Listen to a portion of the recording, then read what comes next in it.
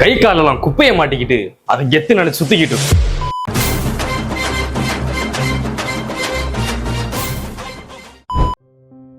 ஆமா ஃப்ரெண்ட்ஸ், தங்கம் ஒரு குப்பை தான். என்னடி சொல்ற? நீ என்ன சொல்ற? என்னடி சொல்ற? கிமு 4000 ஆண்டுகளுக்கு முன்னாடி போனா 2 பெரிய நட்சத்திரங்கள் மோதிக்கிச்சு.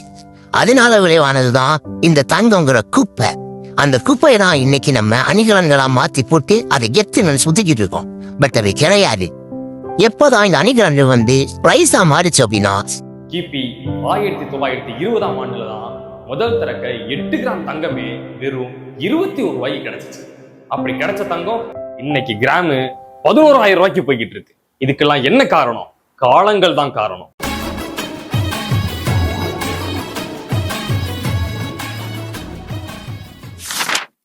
இதுதான் எப்படி இருக்குன்னு பார்த்தா 3025, அதாவது ஃபியூச்சர்ல நாச்சு கோல்ட் ரேட் என்ன இருக்குன்னு நம்ம சேனு பையன்கிட்ட கேட்டேன்.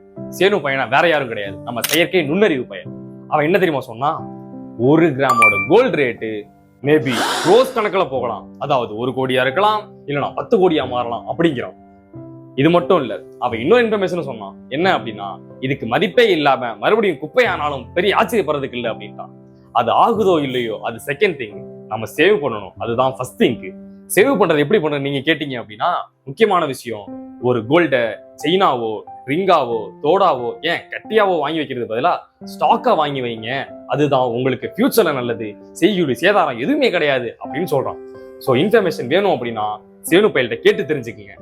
தென் தேங்க்யூ ஃபார் வாட்சிங்.